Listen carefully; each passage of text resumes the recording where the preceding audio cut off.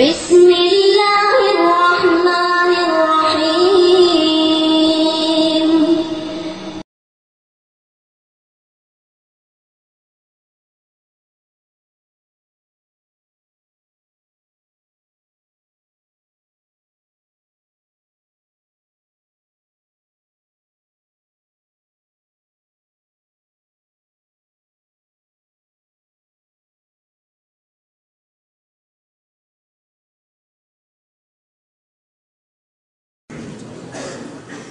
بسم الله الرحمن الرحيم. اللهم صل على محمد النبي الأمي وعلى آله وصحبه وبارك وسلم. وفي قال حدثنا مالك عن نافع أن عبد الله بن عمر رضي الله تعالى عنهما كان يقول إذا فاتت ركعة فقد فاتت السجدة.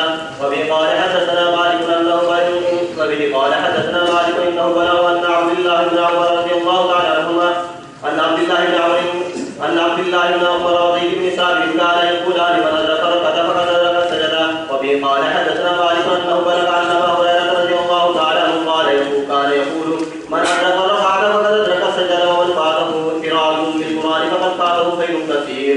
باب ما جاء.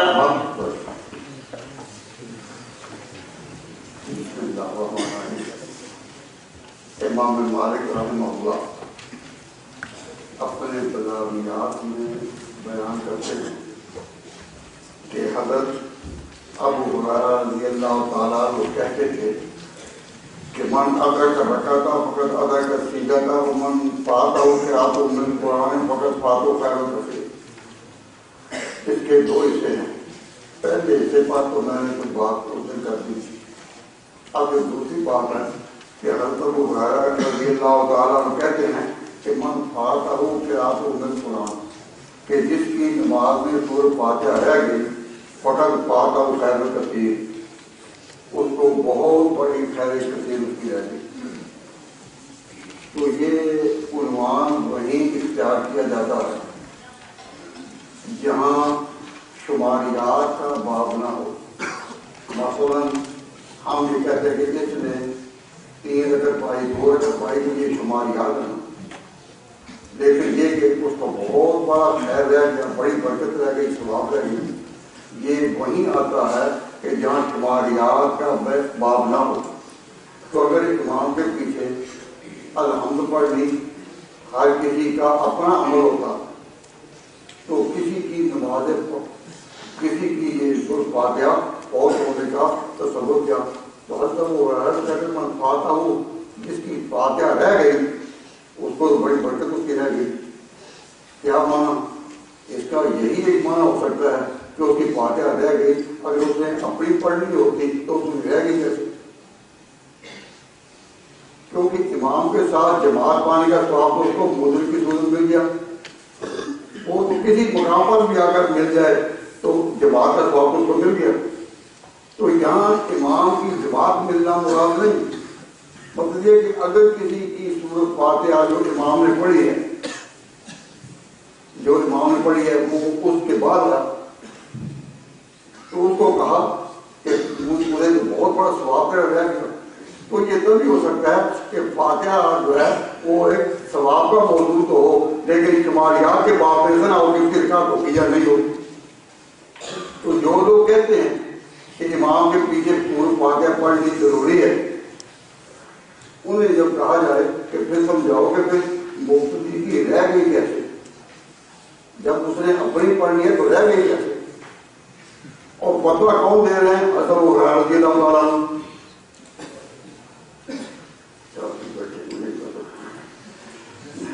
تو میں اس وقت صرف اس پر اتنی بات کہنا چاہتا ہوں کہ بات پر جتنا غور کریں اتنا انشاءاللہ یہ بات اور ہوتی جائے گی. ان الفاظ پر جس طرح حکمت اس کا کوئی پیمانہ نہیں اور یہ باب شماریات میں سے نہیں، اس لیے حکمت بڑا ہوتے ہیں خیر کثیر. جس کو حکمت دی گئی وہ خیر کثیر پا گیا. تو یہ بات تو تبھی کہی جا سکتی ہے نا کہ یہ شماریات کے باب میں سے نہ ہو. سورۃ فاتحہ کو شماریات کے باب میں سے لانا یہ بات سمجھ نہیں آتی. تو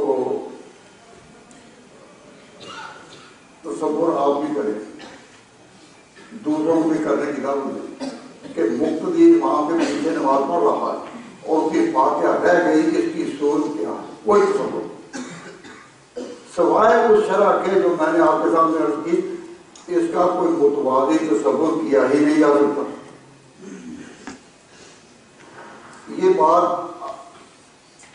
آپ سادہ زبان میں کہہ دیتا تو آپ سن لیتے تو آپ اس کو کہتے کہ سچی بات ہے، لیکن اس پر غور کرنے سے آپ کو پتہ چلا کہ اس کے اندر کتنی بات ہو رہی ہے۔ یہاں وہ بات نہیں کہ کوئی شخص اپنی نماز پڑھ رہا ہو اور سورۃ فاتحہ اس کی رہ گئی کے ساتھ، تو اس کو ہم کہیں گے اس کی نماز نہیں، کیونکہ لا صلاۃ لمن لم یقرأ بأم القرآن۔ تو یہیں وہی نماز ہے جو امام کے پیچھے پڑھی جا رہی ہے۔ آگے ماں جہاں بھی جو بھی شبد پڑھے حدثنا مالك نافع عن عبد الله بن عمر رضي الله تعالى عنهما كان يقول سلوك الشمس ليلها. وفي قال حدثنا مالك عن داوود بن الحسين قال اخبرني مخبر ان عبد الله بن عباس رضي الله تعالى عنهما كان يقول سلوك الشمس اذا فاع البيع وغسق الليل اجتماع الليل وظلمته جامع الوقوف. وفي قال حدثنا مالك نافع عن عبد الله بن عمر رضي الله تعالى عنهما ان رسول الله صلى الله عليه وسلم قال الذي تقوله صلاه العصر كانما اوتر اهله وماله. یہاں یہ بات سمجھنی ضروری ہے کہ جب ہم یہ کہتے ہیں کہ اس کی نماز رہ گئی، اس طرح ہم اس کے لیے عنوان کیا کریں کہ فاتحہ الصلاۃ فلاں اس کی نماز رہ گئی۔ اس کے اصطلاحات حدیث میں دو طرح سے آتے ہیں، ایک عرفی اور ایک شرعی۔ عرفی اور شرعی میں فرق کرنا یہ بہت ضروری ہے۔ احادیث میں عام طور پر یہ الفاظ ملتے ہیں کہ اگر کسی نے عصر کی نماز اس وقت پڑھی جس وقت دھوپ زرد ہو چکی، جیسا کہ امام مالک رحمۃ اللہ علیہ کے شاگرد نافع سے محدثین نے نقل کیا ہے، تو اس کی یہ عنوان کہ نماز عصر کی اس وقت پڑھی جب دھوپ زرد ہو گئی تھی تو اس کی نماز قضا ہو گئی۔ اسی پر امام شافعی رحمۃ اللہ علیہ کا فتویٰ، تو آپ نے اکثر دیکھا ہوگا ٹائم ٹیبلوں میں کہ عصر کی نماز کے وقت نام لکھا ہوتا ہے کہ عصر شافعی عصر حنفی، تو اس کو ذرا غور سے بھی دیکھ پڑھنے کی کوشش کی جائے۔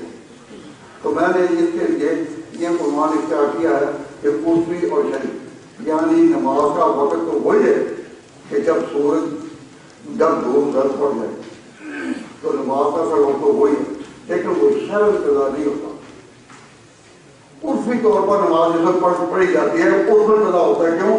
اگر یہ شرعی ہوتا تو پہلی روایت جو میں آپ نے چند سب پہلے پڑھی تھی کہ من ادا کرا کر تو میں نے صلاۃ قبل تک شمس، سورج کے غروب ہونے سے پہلے اس نے ایک رکعت کی نماز کی پا لی تو اس نے نماز پا دی۔ اس کا معنی یہ ہوا کہ شرعی طور پر وقت باقی تھا۔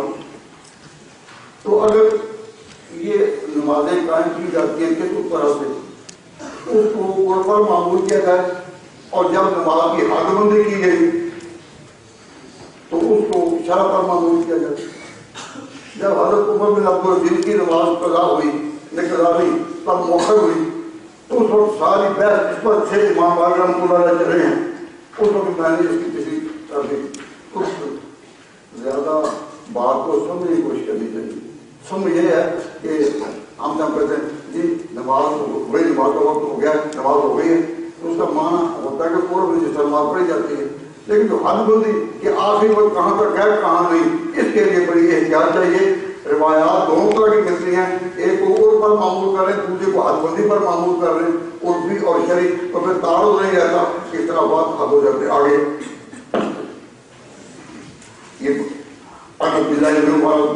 یہ یوں پڑھی جاتی جنگل کو کی۔ وفي قال حدثنا مالك نافع عن عبد الله بن عمر رضي الله تعالى عنهما ان رسول الله صلى الله عليه وسلم قال الذي تقوله صلاه العصر كانما اوتر اهله وماله. جہاں تک تقول کو ہوتا ہے جہاں اور تمہیں نماز اس کا عرفی طور پر فوت ہوا ہے. یعنی اگر کسی کی نماز کوئی ایسے وقت پڑھ رہا ہے جب دھوپ زرد ہو گئی تو اس کی وہ برکات اور فضیلت جو تھی وہ گئی، اس کو وہ نہیں ملے. تو فوت کا لفظ دونوں معنوں میں استعمال ہوتا ہے. آگے بڑھے.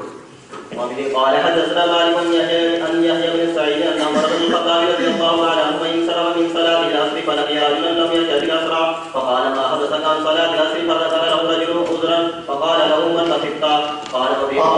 اب یہ نماز کا وقت تو ختم ہو گیا اور وہ پڑھ کر آ رہے تھے، رستے میں وہ ملا اور اسے ابھی نماز پسند نہیں پڑی تھی. تو فرماتے ہیں حضرت عمر رضی اللہ تعالیٰ عنہ جب وہ نماز سے واپس ہو کر نماز پڑھنے سے پارے آ رہے تھے تو لگے تو کوئی دوسرا شخص ملا اور اس نے لمبے سے پھر اثر کی نماز میں نہ تھا، ابھی اسے پڑھی نہیں تھی. آپ نے اس کو کہا کہ تو نے نماز میں تو کیوں نہیں آیا، تو نماز میں کیوں نہیں آیا؟ اسے کو گزرا کا بیان کیا تو آپ نے فرمایا کہ تو نے کمی کی. تو کمی کی کا معنی کیا کہ ثواب اور فضیلت میں کمی کی، وقت ابھی باقی ہے، وقت کا انکار نہیں کیا. تو جب بھی یہ نکیر کی جاتی ہے کہ پورے وقت پر نماز نہیں پڑھی، وہ عرفی حیثیت سے نہ کہ شرعی حیثیت. آگے چلیں. وبه قال حدثنا مالك ويقال لكل شيء وقع وتطبيق. وبه قال حدثنا مالك عن يحيى بن سعيد انه كان يقول ان المصلي لا يصلي الصلاه وما فاته وقتها ولما فاته من وقتها اعظم وافضل من اهله وماله.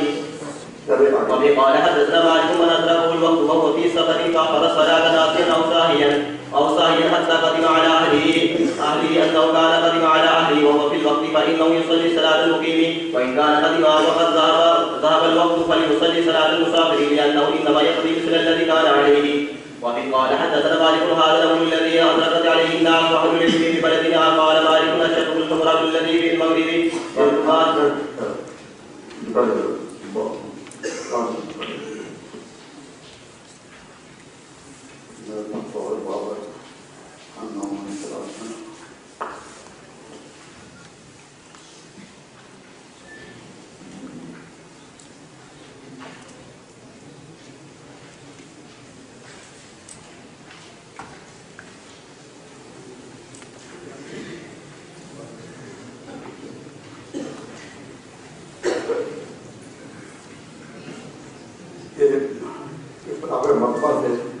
یہ جو آپ کے سامنے کہا ہے اس کی ایک بات اس میں نہیں آئی تھی تو میں اس کو دیکھ کر اسی طرح کوئی استعمال کر دیتا ہوں.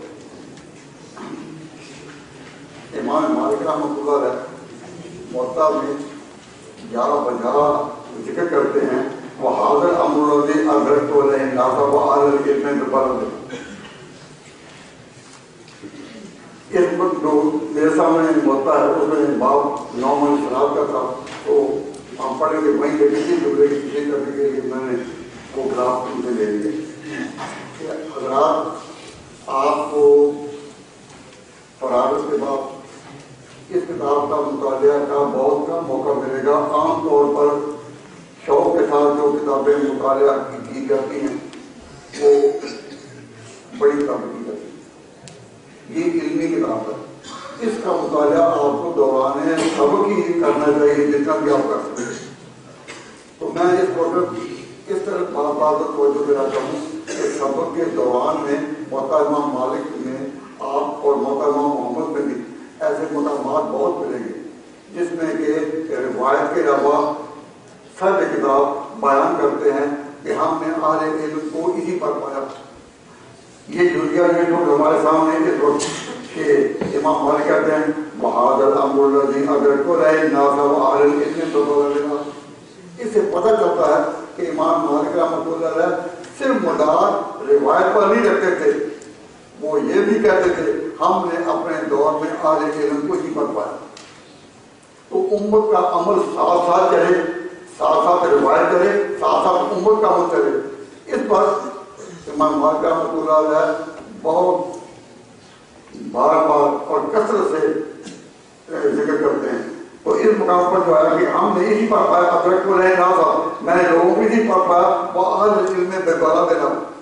تو مدینہ منورہ میں جو اہل علم میں بڑے بڑے ان کو ہم نے اسی پر پایا. تو کچھ ایسے علاقے تھے کہ جہاں بڑے بڑے اہل علم تھے تو امام مالک رحمۃ اللہ علیہ زیادہ اعتبار کن کا کرتے ہیں؟ اہل مدینہ کا، کیونکہ وہ وہیں تھے اور مدینہ منورہ کی ایک اپنی شان ہے، ایک اس کا اپنا مقام ہے۔ تو اب اس دور کے لوگوں کو جب یہ خبر پہنچتی ہے کہ اہل مدینہ کے لوگ تو اس پر جمع تھے، لہذا صرف اہل مدینہ کا ہی اتفاق ہو جائے کسی مسئلے پر اور انہیں کی کثرت ہو جائے تو یہ کافی ہے۔ ایک بہت بڑے امام بھی اسی مجلس میں آج شامل ہوئے، کون؟ امام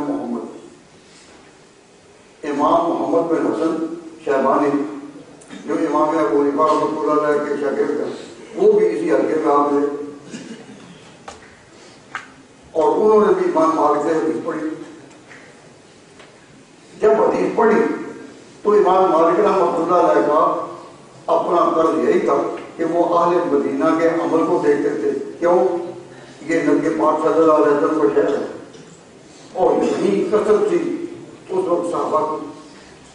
تو جب اہل مدینہ کسی پر جمع ہو جائیں تو امام مالک رحمۃ اللہ علیہ خود وہاں رہتے ہوئے اپنی بصیرت سے ترجیح دیتے تھے کہ اہل مدینہ کا عمل یہی ہے۔ اب اس پر ذرا غور کریں کہ اسلام صرف کسی حد، کسی ایک ملک یا کسی ایک جگہ میں تو محفوظ نہیں۔ حضرت عمر رضی اللہ تعالیٰ عنہ نے بڑی آبادیاں ان کے علاوہ کرائی تھی۔ حضرت عمر رضی اللہ تعالیٰ عنہ نے اپنے دور میں جو بڑے اہل علم تھے ان کو وہاں، ان کو وہاں، ان کو وہاں، ان کو وہاں بھیجا تاکہ پوری دنیا میں بات کریں۔ ان میں جو لوگ کہتے ہیں کہ علم کی گدیاں، تو علم کی گدیاں کہاں کہاں تھیں وہ علماء کو معلوم ہونی چاہیے۔ ہم سب کا احترام کرتے ہیں، لیکن علم کی گدیاں کہاں کہاں تھیں؟ امام مالک رحمۃ اللہ علیہ کی گدی اور ان کا مرکز مدینہ تھا اور انہوں نے ماشاءاللہ علم کی ایک بڑی حیثیت حاصل کی۔ لیکن اسی طرح ایک دوسرا بھی مقام ہے، وہ عراق میں تھا۔ حضرت عمر رضی اللہ تعالیٰ عنہ نے وہاں حضرت عبداللہ بن مسعود کو اور بعد میں حضرت علی بھی وہاں چلے گئے تو وہ جگہ آباد ہوئی۔ تو میں نے اس کے لیے موجودہ حالات کے مطابق ایک اصطلاح استعمال کیا کرتا ہوں، ایک طریقہ۔ ہم یہ واقعات تو نہیں لیکن مثال دے کہ ہم لاہور میں رہتے ہیں تو لاہور نام ہے ایک محدود حلقے کا جس کو کہتے ہیں پرانا لاہور۔ اس کے بعد لاہور پھیلا اور باہر بھی آبادیاں، پہلے کسی دور میں یہ ماڈل ٹاؤن سمجھ جاتا تھا کہ لاہور پرانا تو ہے، ماڈل ٹاؤن یہ ہے، پھر آبادیاں بڑھتی گئی، ادھر گئی ادھر گئی۔ تو آپ نے عام طور پر دیکھا ہوگا کہ بڑے بڑے ادارے، بڑے بڑے یونیورسٹیاں، بڑے بڑے اسپتال اور بڑے بڑے اونچی سوسائٹی کے لوگ جو ہیں زیادہ آباد کن پر ہیں؟ پرانے لاہور میں یا بیرون جہاز میں؟ اسی پیمانے میں عرب میں تبدیلی آئی۔ بے شک مدینہ منورہ نبی پاک صلی اللہ علیہ وسلم کا مرکز، لیکن جب اسلام پھیلا اور خراب کے راستہ میں، خاص طور پر حضرت عثمان کے دور میں جب سارا پھیلا تو بڑے بڑے لوگ، بڑے سمجھدار لوگ اور دنیوی علوم میں، فنون میں، علم حیات میں ترقی کرنے والے، سائنس میں ترقی کرنے والے، جہازرانی میں، ان کے آداب سارے دنیا میں پھیلے ہوئے تھے۔ اب کہنا کہ یہاں مدینہ منورہ میں جو بزرگان دین ہیں ہم پوری تک محدود رہیں، ان سے اختلاف کرنے والا پہلا آدمی کون نکلا؟ میری بات سمجھ آ رہی ہے؟ مدینہ منورہ مرکز ہمارے دین کا، لیکن پہلا آدمی یہاں سے پڑھ کر حضرت امام محمد بن حسن آئے امام مالک کے دور میں اور ان کے بادشاہ کے طور پر بیٹھے اور انہوں نے ان سے مطالعہ پڑھی۔ امام مالک کی یہ جو روش ہے کہ اگر تو اہل علم بلدنا، اہل علم بلد اس سے امام محمد متصل نہیں ہو سکے. انہوں نے استاد کی بہت عزت اور تعلیم کی لیکن اس بات سے وہ متصل نہیں ہو سکے. تو وہیں وہ فارغ ہو کر یہاں سے امام مالک سے فارغ ہو کر وہاں گئے تو انہوں نے امام کا استاد کا پورا احترام کرتے ہوئے ایک کتاب 2 حصوں میں لکھی الحجۃ علی اہل المدینہ. اس میں اہل مدینہ کا پورا احترام عزت استاد تھے اور وہاں انہوں نے سال دورہ بھی تھا اور حدیث کا دورہ بھی اس علاقے میں بہت تھا. انہوں نے کہا الحجۃ علی اہل المدینہ. تو میں اس وقت آپ کو توجہ دلا رہا ہوں کہ آپ کو اللہ تعالیٰ موقع دے تو حضرت امام کی وہ کتاب لے کر آپ دیکھیں کہ کن اصولوں پر وہ کہتے ہیں کہ یہ دین عالمگیر ہے، ساری دنیا میں پھیلا ہے اور پھیلے گا. اس کو سمجھنے کے لیے ایک خطے پر کہ ان کا عمل کیا ہے اس پر نہیں بلکہ دیکھنا چاہیے پوری اہل علم کی حلقوں کو اور ضرور کی. اب 2 لفظ یاد آپ کے سامنے رہیں: فقہ اہل مدینہ اور فقہ اہل عراق. فقہ اہل مدینہ فقہ اہل عراق اس میں علمی اختلافات تو ہوتے ہیں اور ہر ایک اختلاف کے پیچھے روایات ہوتی ہیں لیکن یہ کہنا کہ بلا دینا ہم نے اپنے شہر میں یہ دیکھا. میں نے اب کسی کو موقع دے تو سارے موقع میں کہاں کہاں امام مالک رحمۃ اللہ علیہ نے یہ عنوان اختیار کیا ہے تو زیادہ جگہ کوئی 70-80 کے قریب مقامات ہوں گے. ان پر آپ کے اپنے نشان لگے ہوں تاکہ ایک ہی وقت میں یہ بتائیں کہ ابتدا میں بہت بڑا محدث کے بعد کے آنے والے جتنے بھی محدثین ہیں تقریباً ان کے شاگرد ہیں یعنی حضرت امام مالک ان کا منہاج کیا تھا حدیث بیان کرنے میں اور حدیث پڑھانے کہ انہوں نے شریعت کے ساتھ ساتھ امت کو ساتھ یوں روایت آئی ہے ساتھ ساتھ کہ امت کا عمل کیسے امت کا عمل کیسے ساتھ ساتھ کہا. اس کے بعد اتفاق ایسا ہوا کہ ایک بہت بڑا امام اسی درجے کا وہ بھی آ کر ان کی شاگردی بیٹھتا ہے اور جا کر وہ متصل نہیں ہوا اس بات سے. اور حجۃ علی اہل المدینہ پہلی دفعہ جب یہ کتاب چھپی تو کتاب الحجت کے نام سے چھپی. تو میں اسے توجہ دلا رہا ہوں کہ اس کو پڑھنا لیجیے. اور 9 من صلاح کا جو ہے وفي قال حدثني يحيى عن مالك عن ابن شهاب بن سعيد بن المسيب ان رسول الله صلى الله عليه وسلم حين كفر من خيبر اسرى حتى اذا كان من اخر الليل عرسا وقال لبلال اقلع لنا الصبح ونام رسول الله صلى الله عليه وسلم واصحابه وكلا بلال ما قدر له ثم استند الى راحلته وهو مقابل الفجر فغلبته عيناه فلم يستيقظ رسول الله صلى الله عليه وسلم ولا بلال ولا احد من الركب حتى ضربتهم الشمس ففزع رسول الله صلى الله عليه وسلم فقال بلال يا رسول الله اخذ بنفسي الذي اخذ بنفسك. یہ باب ہے باب 9 من صلاح. اس میں ایک واقعہ ہے جو آگے بڑا تفصیل جائے گا. صرف ترجمہ تھوڑا سا پہلے کر دیتا ہوں تاکہ بات سمجھ میں آسان ہو جائے کہ حضرت سعید بن مسیب کہتے ہیں کہ ان رسول اللہ صلی اللہ علیہ وسلم حین کفر من خیبر کہ جب نبی پاک صلی اللہ علیہ وسلم فتح خیبر کے بعد لوٹے کدھر مکہ کی طرف. یہ کب کی بات ہے؟ جب مکہ فتح ہو چکا. جب وہ خیبر سے اس طرف لوٹے تو نبی خیبر ابراہیم علاقہ من آخر لیل جب رات کا آخری حصہ ہوا تو آپ چل ادھر پڑے تیار ہو گئے.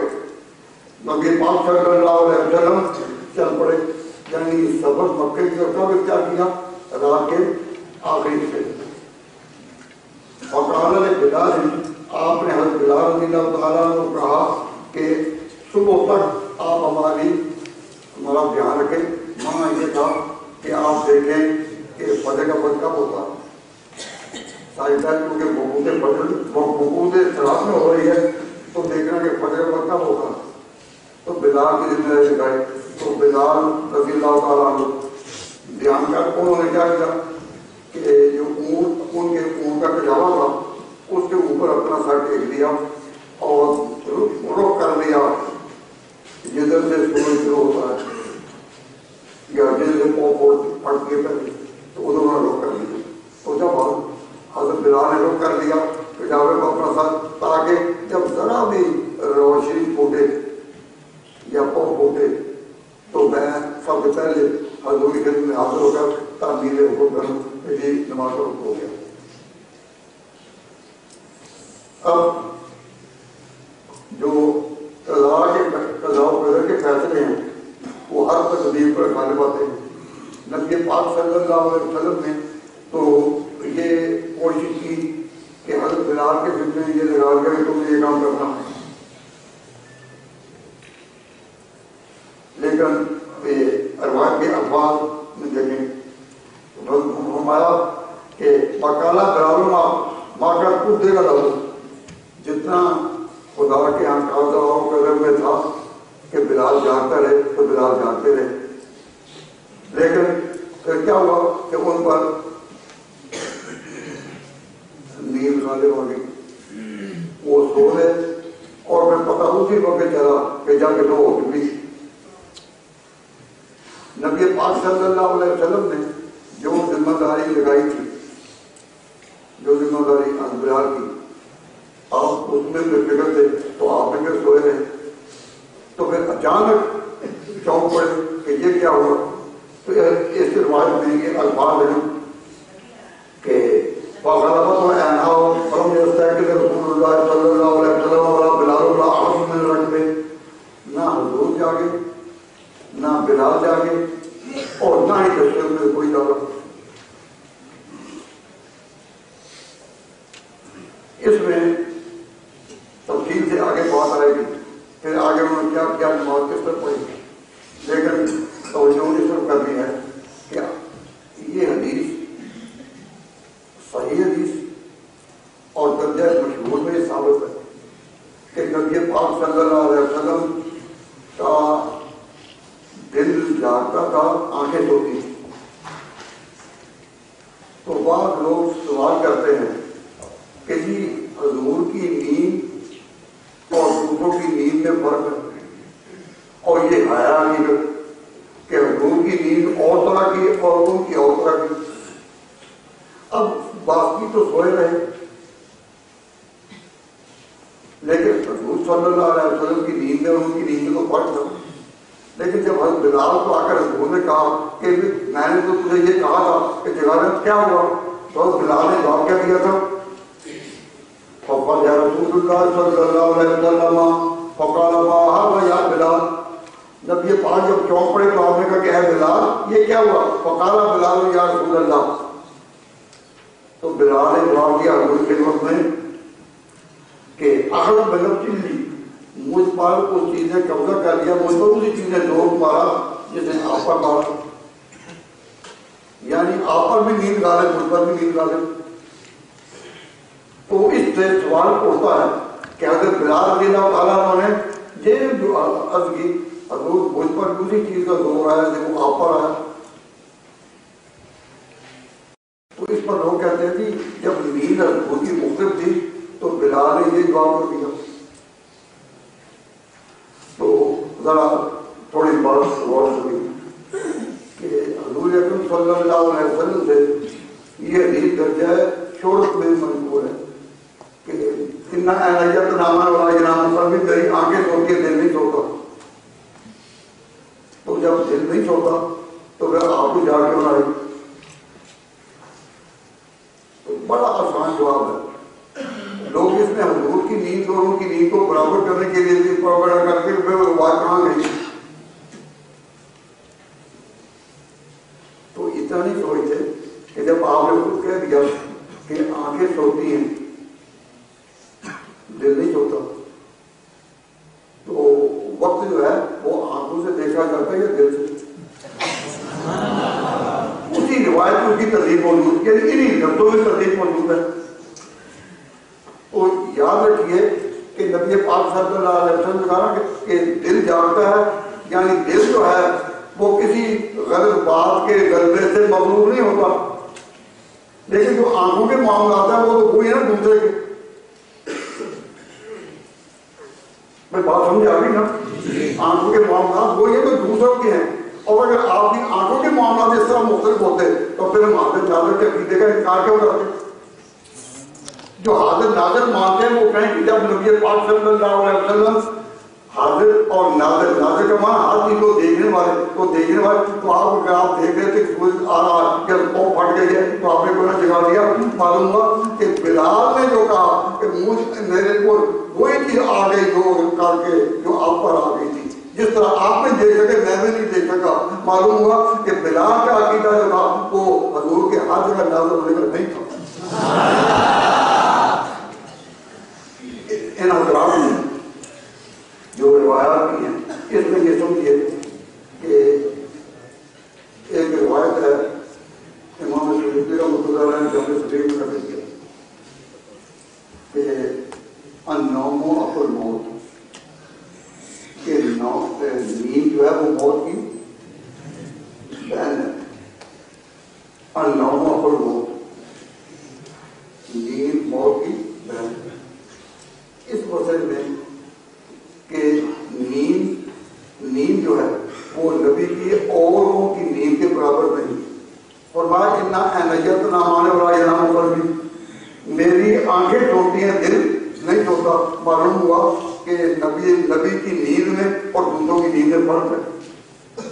تو جب نیند میں فرق ہو گیا تو اگر کہیں یہ آواز آ گئی کہ پھر نبی کی موت اور دوسروں کی موت بڑی فرق ہے. جب پیغمبر نے خود کہہ دیا اس کو امت اجماع کے طور پر قبول کر دیا کہ موت کے عوام کی نیند میں اور نبی کی نیند میں فرق ہے، اسی پر آگے دودھ کئی اور مسائل کھل جاتے. تو میں اسی طرف گرا رہا ہوں کہ نبی پاک صلی اللہ علیہ وسلم نے اس وہاں سے جب چلے آگے تو روایت ہے لمبی، تو میں اس بات کو چھوڑ دوں تو ختم ہو گیا. اسی پر میں ختم کرتا ہوں. اگر آپ کہیں تو تھوڑی سی اور اس مسئلے کو بیان کر دوں، لیکن اس کے روایت کے مطابق مسئلے کو کر دوں.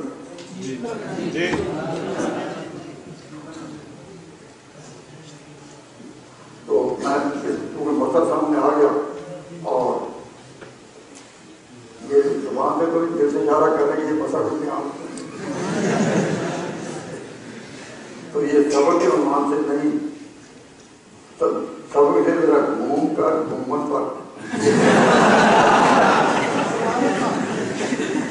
آ کر یہ بات کہتا ہوں کہ مسئلے کی 15 منٹ میں بات کیا ہوگی، لیکن تھوڑی سی بات.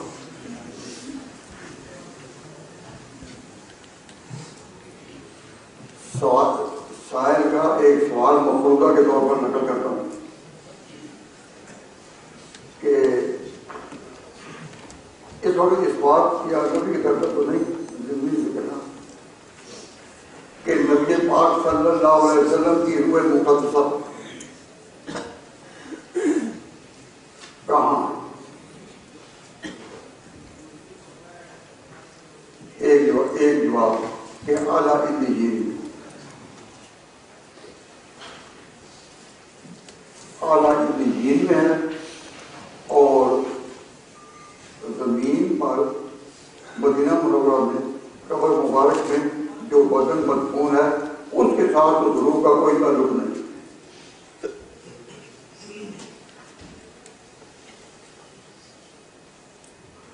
یہ ایک جواب دینے والوں نے دیا کہ آپ کی روح مقدسہ اعلیٰ علیین میں اور بدن مبارک جو ہے وہ مدینہ منورہ میں محفوظ ہے، لیکن روح کے ساتھ کوئی تعلق نہیں اور وہ جسم پائے حیات نہیں. یہ مفروضے کی شکل ہے. اب مسلمان جب حضور پر درود پڑھتے ہیں، درود بھیجتے ہیں حضور کو، آپ حضرات سارے یہاں 500 کی ایک پوری تعداد جو ہے ہر حدیث کے بعد اعلیٰ رسول اللہ صلی اللہ علیہ وسلم جب آپ سلام بھیجتے ہیں تو یہ صلاۃ اور سلام حضور پر پیش ہوتا ہے یا نہیں؟ اور کس طرح پیش ہوتا ہے؟ یعنی حضور پر یہ سلام پیش ہوتا ہے، اللہ جانتا ہے کہ کس طرح پیش ہوتا ہے. آپ اتنا تو مانیں کہ امت کا صلاۃ و سلام حضور پر پیش ہوتا ہے. اب روایات قبلیہ سے پتہ چلتا ہے کہ اللہ تعالیٰ نے فرشتے مقرر کر رکھے ہیں کہ جو امت کا درود و سلام حضور پر پہنچاتے ہیں. تو جو فرشتے امت کا درود و سلام حضور پر پہنچاتے ہیں تو یہاں جامعہ اشرفیہ میں درود و سلام الحمدللہ بڑی تعداد میں پڑھا گیا. اور جب اس ذخیرہ صلاۃ و سلام حضور اکرم صلی اللہ علیہ وسلم پر پیش کرنے کے لیے فرشتے لے جائیں گے تو فرشتوں کا سفر کہاں ہوگا؟ بین الارض والسماء، زمین اور آسمان کے درمیان. زمین والوں نے درود و سلام پڑھا، حضور پر پیش، پھر پڑھا، پھر پیش، پھر پڑھا، پھر پیش. تو جو ملائکہ امت کا درود و سلام حضور تک پہنچاتے ہیں ان کا یہ دورہ جو ہے اور یہ جو گردش ہے بین الارض والسماء، اگر اس تصور کو صحیح سمجھا جائے تو پہلا جواب ہے. اگر اس جواب کو کہ روح مبارک اعلیٰ علیین میں اور ان کا تعلق مدینہ منورہ کے بدن کے ساتھ اور روضہ نبوی میں کہیں نہیں، اور یہ بات اجماعی ہے، اس سے کسی کا انکار نہیں کہ امت کا درود و سلام حضور پر پیش ہوتا ہے.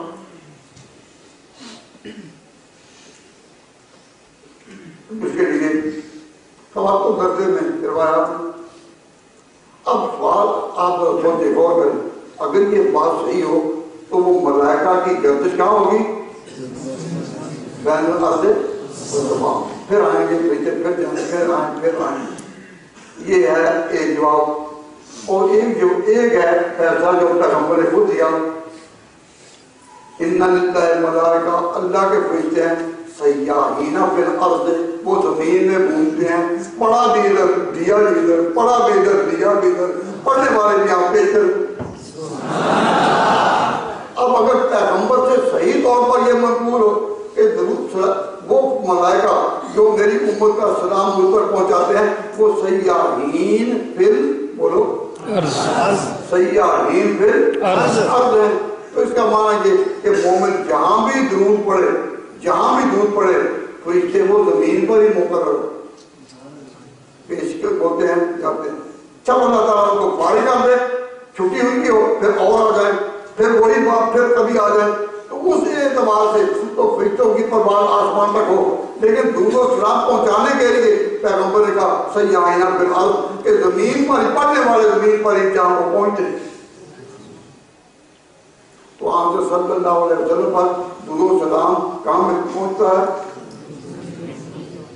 اور زمین پر ہی پڑھنے والے کہاں پڑھتے ہیں؟ زمین پر ہی. پڑھنے والے بھی زمین پر ہی پڑھتے ہیں اور جہاں پہنچے وہ بھی زمین پر. اب کوئی اگر عقیدہ یہ بھی رکھ لے کہ وہ اعلیٰ علیین میں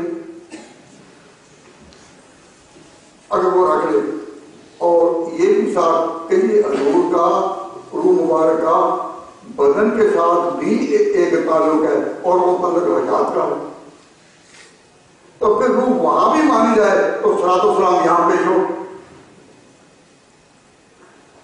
اس میں یہ بات ساتھ ساتھ یہ یاد رکھیں کہ حضور اکرم صلی اللہ علیہ وسلم پر جب درود و سلام پیش ہوتا ہے تو بعض روایات میں ہے کہ جو قریب پڑھے وہ آپ خود سنتے ہیں اور جو دور سے پڑھے وہ پہنچایا جاتا ہے. تو یہ روایت میں موجود تھا. اس کو جو لوگ حاضر ناظر کا عقیدہ رکھتے ہیں وہ اس روایت کو نہیں مانتے، لیکن ہے کہ جو روضے پر پڑھے وہ خود سنتے ہیں اور دور سے پڑھے وہ پہنچایا جاتا ہے. اب اس میں ایک روایت جس میں محدثین نے کلام کیا ہے اور ہم بھی اس میں کلام کر سکتے ہیں.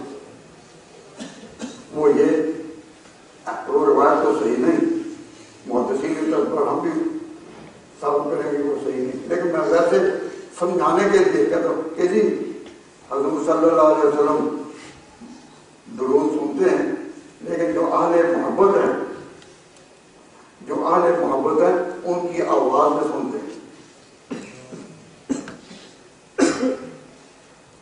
یہاں پر یہ بارہ روایت نہیں ہوگی کہ وہ ان کی آواز میں سنتے ہیں.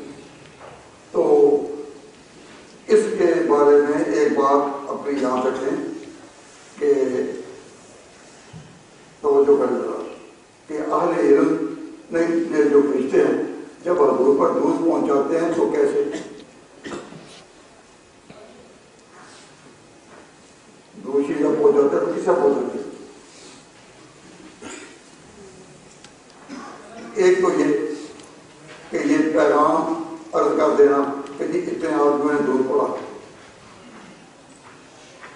اور ایک یہ کہ اس کی جو آواز ہے مولانا دوسری پڑھ رہے تو جو ان کی آواز ہے وہی فرشتے آواز اٹھا کر اسی آواز کو حضور پر پیش کر دیں تو حضور اسی آواز میں سن لیں، تو اس کا معنی یہ ہوگا کہ مولانا مدینے پہنچ گئے؟ نہیں، دوسری پڑھنے والے نے تو لاہور میں پڑھا، فرشتے نے اسی آواز میں دے کر وہاں پیش کر دیا اور اسی کی آواز پہنچی، اس کو سعادت مل گئی کہ اس کی آواز حضور نے سن لی. لیکن اس سے حاضر ناظر کا کوئی عقیدہ پیدا نہیں ہوتا. تو اس کے لیے میں ایک واقعہ کرتا ہوں کہ ہم آج ٹیلی فون کریں، میں یہاں سے ٹیلی فون کر رہا ہوں انگلینڈ،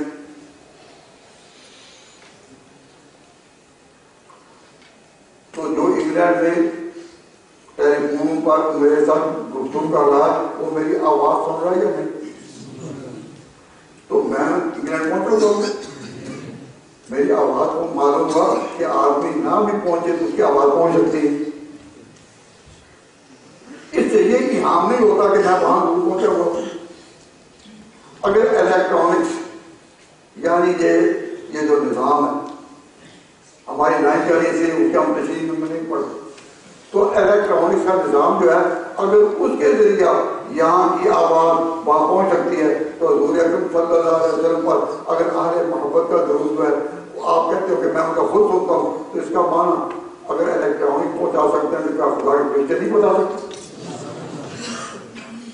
الیکٹرانک نے پہنچایا اپنے لائن کے اعتبار سے، فرشتوں نے پہنچایا اللہ کے حکم سے.